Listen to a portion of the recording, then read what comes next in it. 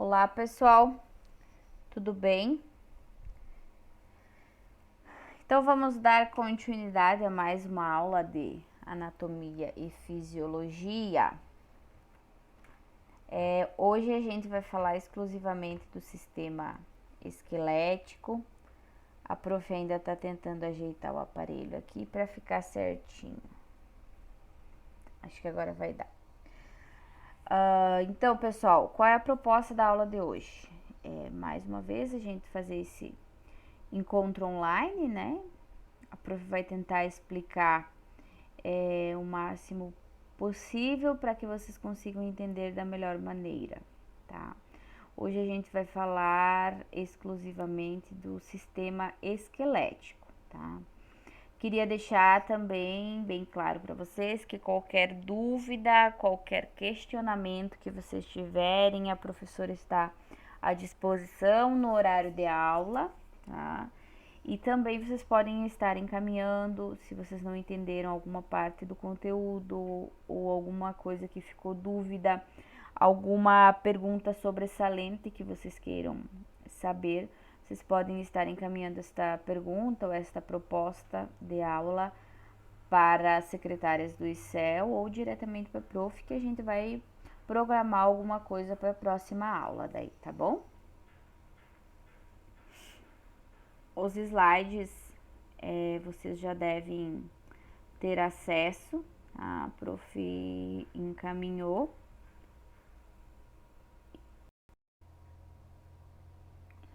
Então, opa, passou demais aqui. Na aula de hoje, então, do sistema esquelético, a gente vai tentar passar toda a parte do esqueleto humano, tá? O nosso esqueleto humano, ele é dividido em 206 ossos, tá?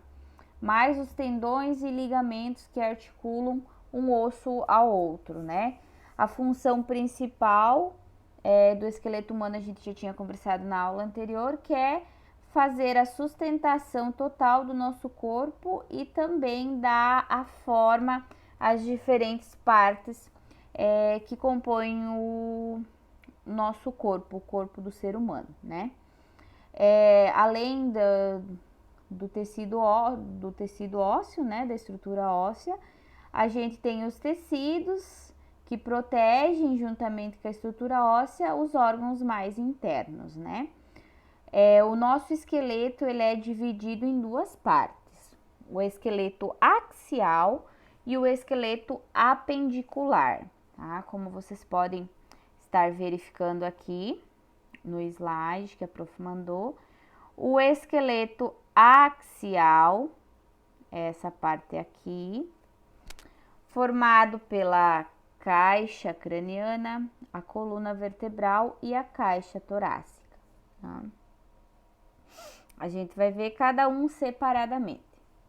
Já o esqueleto apendicular, que é este aqui, ele é formado pela cintura escapular, membros superiores, cintura pélvica, que não para o slide para o prof conseguir selecionar, e os membros inferiores, mas aí a gente vai verificar cada um deles e eu vou conseguir passar para vocês bem certinho. Aqui tem uma mais bonitinha.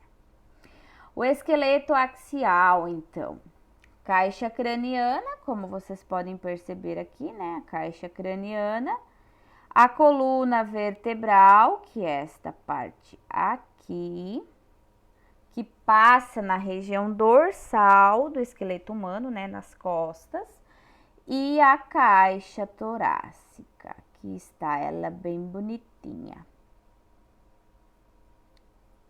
Já o esqueleto apendicular, o nome mesmo já nos direciona, né? Apendicular é o que fica mais externo do nosso tronco. O esqueleto axial dá para dizer que forma a nossa cabeça e o tronco, e o esqueleto apendicular, os membros superiores e membros inferiores.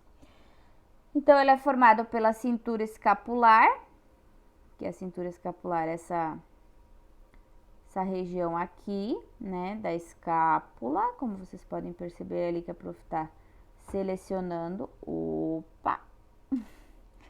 pequeno erro técnico aqui, mas vocês deletem essas pequenas imperfeições.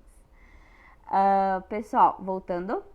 Então, a cintura escapular, esta parte aqui, os membros superiores, bem como a cintura pélvica, aqui, formado pelos ossos da pelve, isquio, pubis e ilho, e os membros inferiores aqui, tá? A gente vai estudar cada um de forma bem detalhadinha agora nos próximos slides, tá? Iniciamos então falando do esqueleto axial da nossa caixa craniana, né?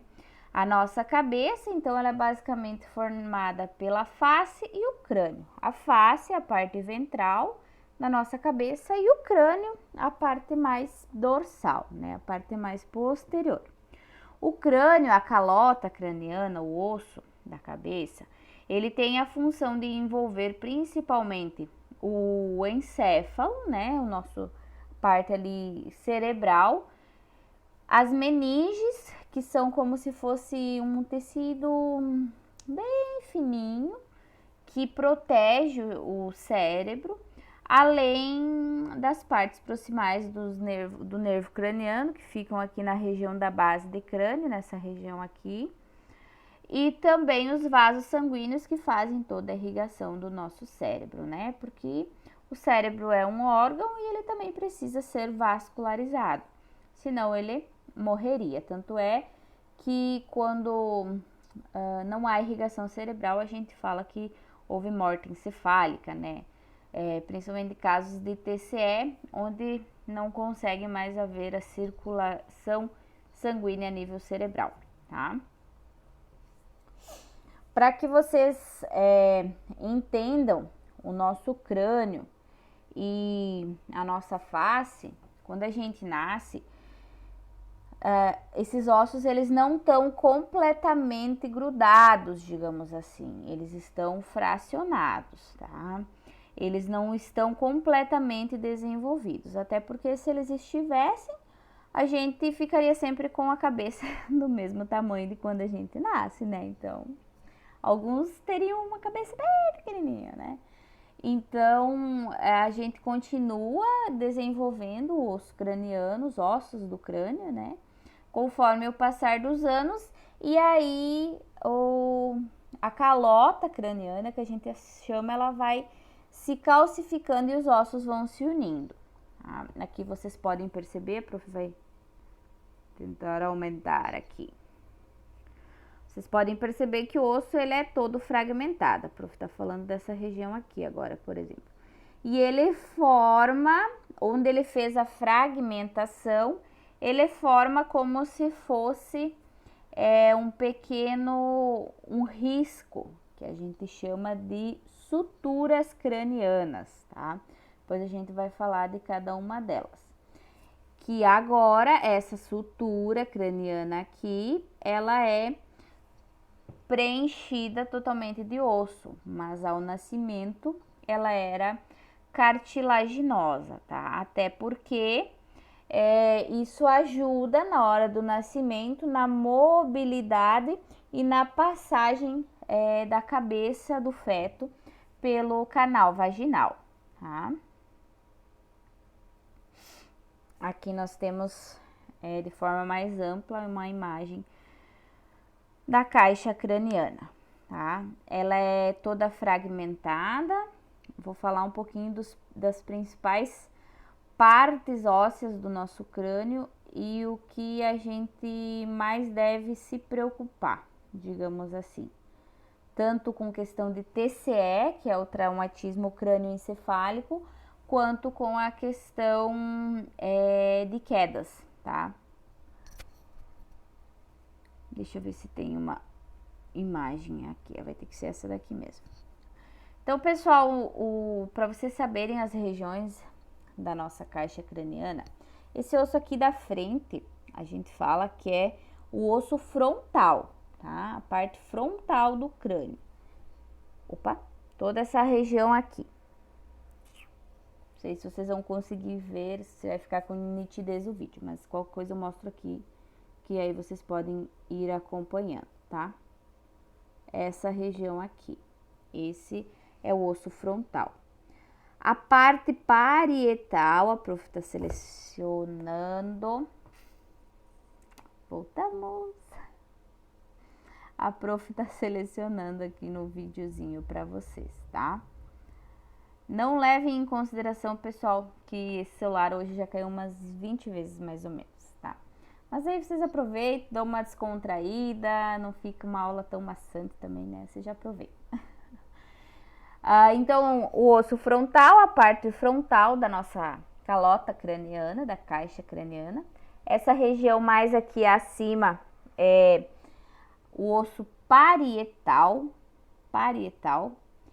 A parte bem embaixo aqui do crânio se chama occipital, que é aquela partezinha maravilhosamente que quando a gente cai de costas, a primeira coisa que bate é este ossinho aqui, tá? É comum a gente pegar idoso com lesão traumática em região occipital do crânio, que a gente fala, tá? Temos ainda a região temporal, que é mais ou menos a região próxima da orelha, aqui, região temporal. Temos a região esfenoidal, que é onde as mães falavam que geralmente ficava perto da moleira da criança, né? Ele é um dos últimos ossos do crânio a se calcificar. Temos a região frontal também do crânio, que é a região da face, onde a gente tem a região maxilar, né? A parte superior da mandíbula, né? O maxilar é a parte superior da mandíbula, entenderam, eu acho, né? Essa região aqui a gente chama de mandíbula, ela é desarticulada da caixa craniana, então a gente tem uma articulação que mantém ela presa na calota craniana, por isso a gente consegue fazer a abertura e a movimentação da boca, tá? Essa articulação aqui, depois na próxima aula a gente vai falar sobre articulações e ligamentos, aí a professora vai comentar com vocês, mas ela é muito comum de desgaste, tá? Principalmente pessoas que falam bastante, porque ela tem uma movimentação e uma articulação muito intensa, tá? Quando ocorre o desgaste, ele é extremamente doloroso. Vocês podem perceber aqui onde tem a articulação. Aqui, temporomandibular a gente fala, tá? Porque a mandíbula se articula na região do osso temporal, né? Osso temporal aqui e aqui a região da articulação temporomandibular.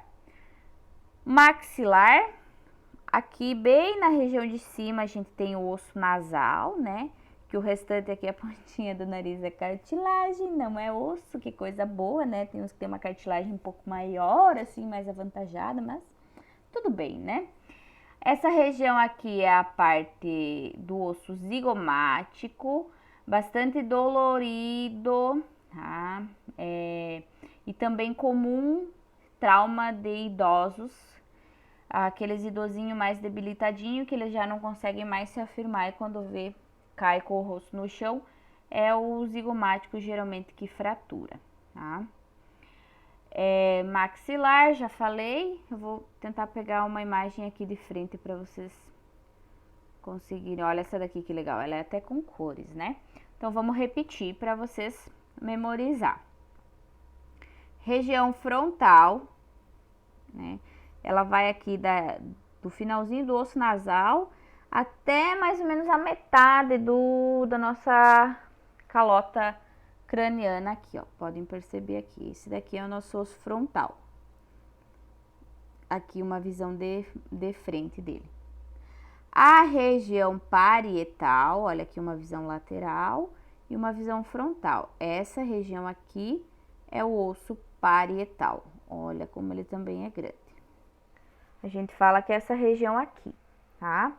Região occipital, bem aqui no finalzinho. Aqui tá ela. comum do que quando a gente cai e acaba batendo essa regiãozinha aqui, tá? Acidentes automobilísticos envolvendo motociclistas também envolve bastante trauma aí de região occipital do crânio. A região temporal, né? Aqui é a região onde a gente tem a articulação da mandíbula e a nossa orelha, né? Externamente. Inclusive, a gente tem o orifício auditivo aqui, ó. Mais ou menos nessa região aqui. E aqui a articulação, ó, temporomandibular que eu falei. O osso temporal é esse em rosa aqui, né? O osso temporal, ele se articula com a região esfenoidal, que é esse ossinho em amarelo, e também com a região zigomática, aqui, né? E aí a gente tem a nossa região maxilar, que pega toda essa região aqui, tá? Região maxilar da caixa craniana, e o osso nasal, que é a parte bem aqui de cima do nosso nariz, tá? Aquela parte bem durinha.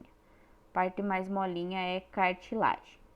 Além disso, nós temos a mandíbula, né? Repetindo para vocês aqui.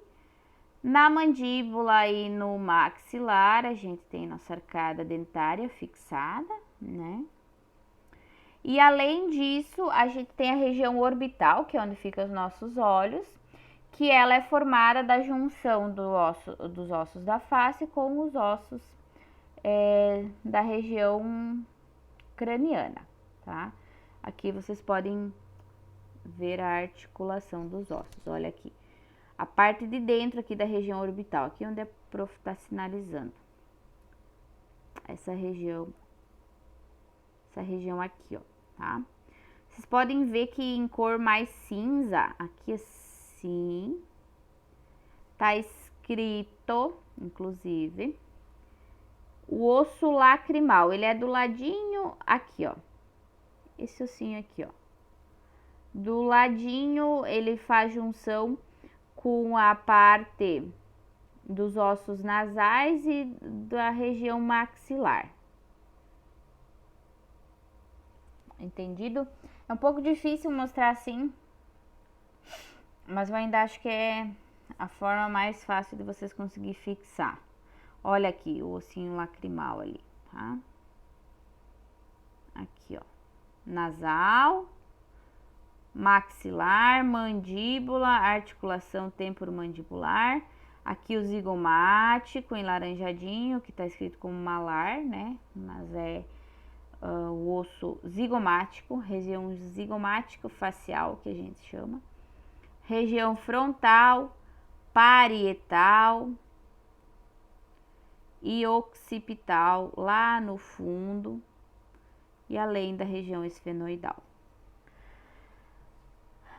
Conseguiram perceber que, conforme a divisão de cores aqui, a gente tem como se fosse um risquinho, né? Que é onde calcificou os ossos. Essas partes são chamadas de suturas, tá? Os ossos, eles são bem aproximadinhos, mas eles não estão calcificados. E aí, quando eles se calcificam na vida adulta, eles formam estas suturas cranianas. Vou falar coronarianas. Suturas cranianas, tá? É onde tem as fontanelas. Sabe que as mães falam que são as moleirinhas? Então, nesses locais, se vocês pegarem um bebezinho recém-nascido, vocês conseguem sentir que não há a formação óssea e que com o passar do tempo ela vai se calcificando. Entendido? Depois vocês podem dar uma olhada bem com calma nos slides também. Cada partezinha e cada osso com um pouquinho mais de tempo, tá? Ainda referente ao esqueleto axial, nós temos a coluna vertebral, né? A nossa coluna vertebral, então, ela se inicia logo abaixo do nosso crânio e vai até a parte mais distal do nosso tronco, né? Se divide em 5 regiões distintas, então a região cervical em vermelho aqui, que vocês podem perceber, região torácica em amarela, região lombar em verde, em azul mais clarinho nós temos a região sacral e lá embaixo a região coxígea, né? A gente vai falar mais detalhadamente um pouquinho de cada uma, tá? Então, a coluna vertebral no geral, né? Ela é a parte óssea formada por diversas vértebras encaixada uma em cima da outra, né?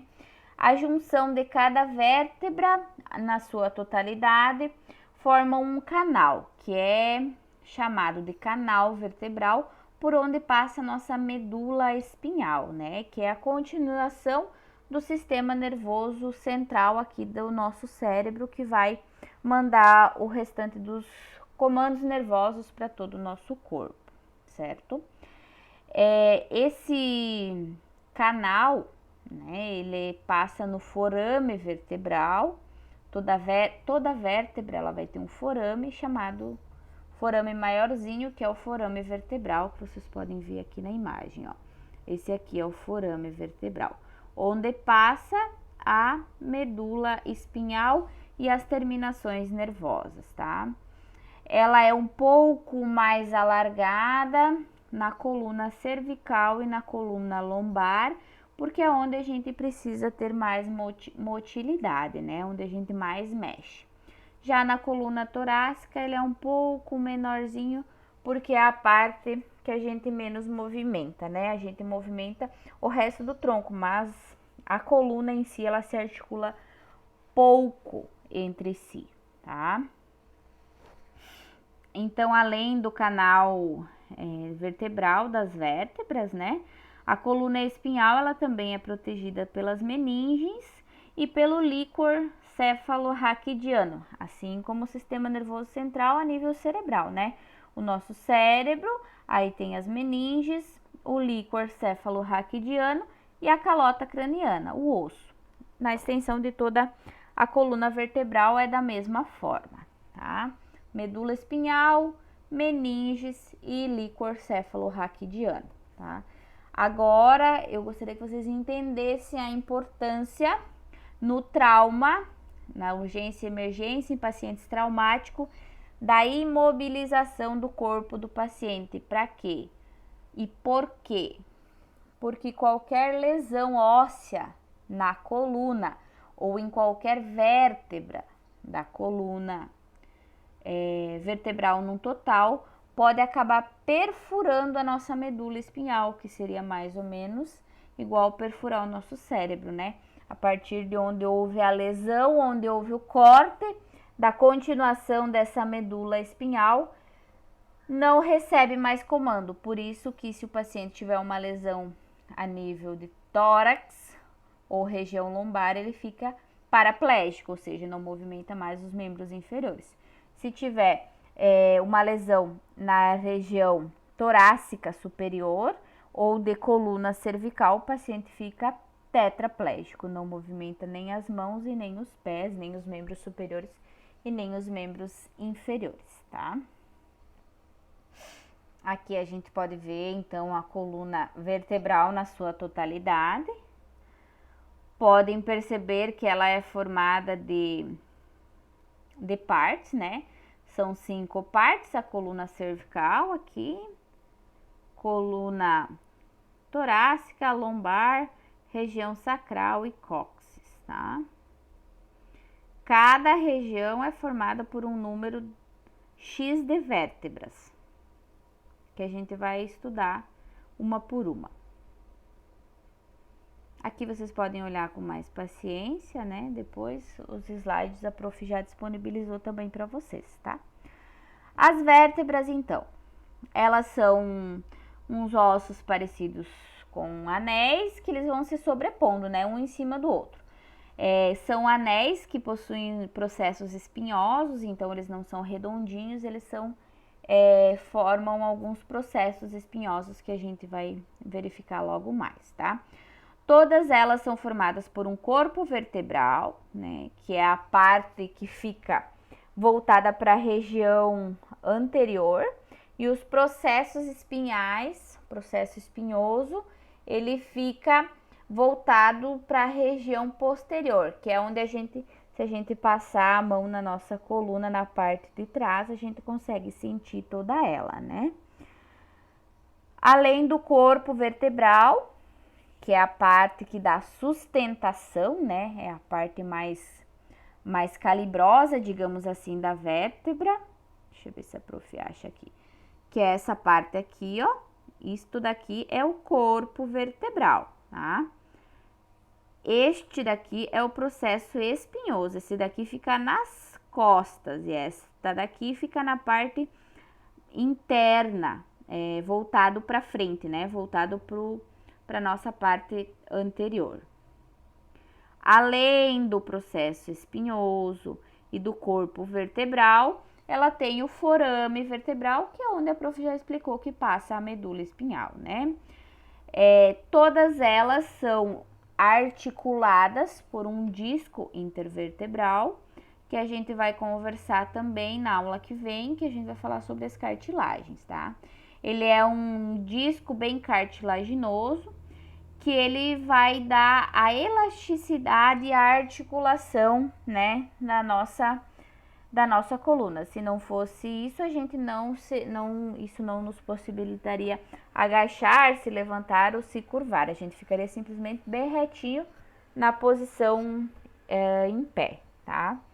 No total são 33, elas não são todas iguais, mesmo pertencentes à mesma região. Por exemplo, as 7 vértebras cervicais não são todas iguais, bem como as vértebras cervicais não são iguais às vértebras torácicas ou lombares e assim sucessivamente, tá? Geralmente, conforme a localização dessa vértebra, vai ser a estrutura delas. Por exemplo, as vértebras lombares são as maiores e que possuem o corpo vertebral maior. Por quê? Porque aqui embaixo, lá na região lombar, que a gente precisa de maior sustentação, que é a parte que mais movimentação recebe da nossa coluna, né?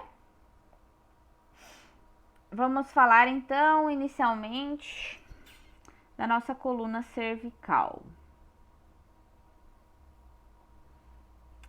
Deixa eu só, prof, ajeitar aqui bem. Bom, então vamos lá falar da região cervical, né? Então, a nossa região cervical é a região do pescoço aqui, né? Que articula a cabeça com a coluna torácica, com a região da coluna vertebral, a parte torácica. A região cervical, ela é composta por 7 vértebras, então, a primeira e a segunda são bem distintas. A primeira é denominada de atlas e a segunda de axis. Elas são as principais responsáveis pela sustentação e pela movimentação da nossa cabeça, tá? Assim como a coluna cervical tem essas duas primeiras vértebras que são distintas, a 7ª vértebra da coluna cervical também ela é um pouco diferente das outras, porque ela se chama proeminente. Então, justamente o nome a gente já deduz que ela é mais saliente, né? É a última aqui a última vértebra da coluna cervical, tá? Ela também é mais sensível e por isso que a saliência dela fica um pouquinho mais visível, tá? Aqui a gente tem a imagem da região cervical, essa região aqui, tá? As 7 vértebras aqui, podem perceber aqui aquela proeminente que tem uma saliência um pouquinho maior. Aqui nós temos a primeira vértebra cervical e aqui a segunda, tá? O atlas, então, e o axis. Podem ver que a primeira vértebra cervical, ela se encaixa perfeitamente em cima do axis, que é a segunda vértebra cervical. Aqui vocês podem perceber, ó, a primeira vértebra e aqui aquela com o dentinho, porque isso realmente se chama um dente vertebral. aqui se encaixa uma outra, tá? Essas duas aqui são as principais responsáveis pela nossa movimentação e rotação do pescoço, tá? Aqui depois vocês podem olhar com um pouquinho mais de calma. A cervical 1 e a cervical 2. Aqui mais uma imagem, olha aqui o que eu falei para vocês. O dente do áxis, né? Todas as vértebras, lembram que eu falei para vocês, elas são cheias de processos, né? Tem o processo transversos, que são esses processos aqui das laterais. Tem o processo espinhoso, que nas primeiras vértebras da coluna cervical eles são menos salientes, eles quase não aparecem. A primeira é praticamente invisível, né? A gente não consegue perceber. Já a segunda cervical, a cervical 2, aqui tá o processo espinhoso dela, tá? Além disso, todas elas vão ter o forame vertebral. Olha aqui ele bem bonitinho, tá? O que mais é importante para vocês saberem? E aí eles têm as faces articulares, tá? Todas as vértebras, olha aqui as faces articulares. Essas faces é onde uma vértebra vai se articulando a outra, tá? Além do disco intervertebral, que permite a movimentação que eu já falei anteriormente para vocês, tá? Olha aqui, vocês podem perceber, lembra que a prof falou que conforme a localização, algumas são maiores, algumas têm o corpo vertebral um pouco maior? Então, olha aqui, essas daqui são as da coluna cervical, olha as da coluna vertebral torácica, e olhem agora as da região lombar, né? São bem maiores. A parte do corpo vertebral delas é bem maior. Olha se comparado às da coluna lombar com a coluna cervical. Bem maior a parte de sustentação, né? E os processos transversais e processos espinhosos, olha como muda bastante uma da outra, né? Aqui o forame vertebral. Essa daqui é uma vista lateral e essa é uma vista superior, tá? Vamos falar então agora da coluna torácica, ou também região conhecida como região dorsal, né? Região torácica da nossa coluna. É constituído por 12 vértebras, então. Aqui estão elas. No geral, todas elas recebem mais ou menos a nomenclatura, mas elas se diferenciam um pouco no formato, tá? As da região torácica são maiores do que a cervical e menores do que a região lombar. Olha o tamanho do corpo vertebral, né? As da região lombar, então, elas são mais largas, né? Justamente pelaquela questão que a prof falou da sustentação, né? Que elas sustentam as vértebras superiores. São compostas por 5 vértebras que também se articulam entre si, tá? Aqui tem uma imagem das 5 vértebras. Quanto mais distal, olha como elas são cada vez maiores, né? Aqui, esta daqui se articula com a última vértebra da região torácica. É uma situação bem importante passar para vocês, é a questão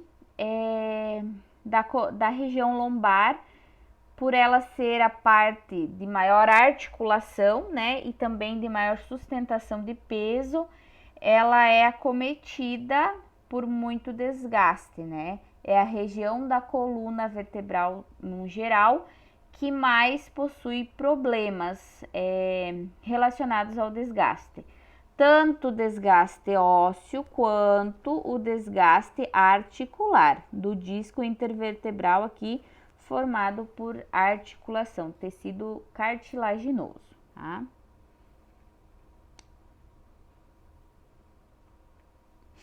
A região sacral, então, é aquela região mais lá no finalzinho da coluna, né? É formado por 5 vértebras fixadas entre si, tá? Elas também possuem o disco intervertebral aqui, a prof está sinalizando para vocês, vocês podem perceber que são 5, olha só. 1, 2, 3, 4, 5, tá? Aqui talvez eu consiga sinalizar melhor um pouquinho, olha só. Aqui uma, esse dedinho, né? 2, deixa a prof tentar segurar aqui. 3, 4, 5. Aqui, ó, as 5 vértebras da coluna lombar. Vocês podem perceber que ali ela tem um risquinho cartilaginoso. Essa parte ali é o disco intervertebral. Mas na região lateral, elas são fixadas entre si. Elas são como se fosse um osso só. Mas elas são consideradas 5 vértebras, tá? Esta é a vista anterior do esqueleto, ou seja, a vista de frente. E esta daqui é a vista posterior, olhando de trás para frente, um esqueleto ósseo, tá? Depois vocês podem também lá nos slides que a prof mandou para vocês, vocês podem aumentar e dar uma olhadinha aqui, tá? Olha aqui, elas têm o canal sacral.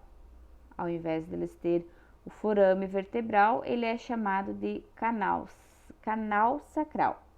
E aqui é a face articular com a última vértebra da coluna lombar, da coluna torácica. Essa é a coluna lombar.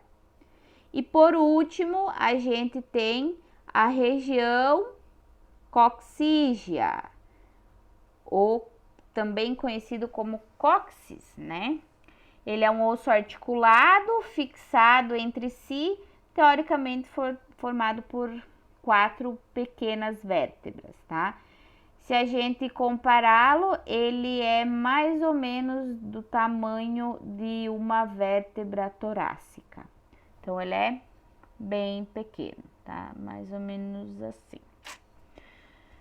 É bastante acometido por traumas, principalmente quando a gente cai sentado, né? Até a prof colocou uma imagem ilustrativa aqui. A região sacral e a região coxígea são as mais atingidas quando a gente cai sentado. Muitas vezes causa um pequeno trauma, né? É mais doloroso no momento, mas não chega a ter fraturas. Porém, se tiver queda de altura, muitas vezes o paciente cai sentado, aí sim pode haver uma lesão de coluna, né? Fraturar ali a região do cóccix ou a região do sacro e muitas vezes lesionar, inclusive, parte da região lombar. E aí já compromete um pouquinho, porque na região lombar ainda passa a nossa medula espinhal, tá?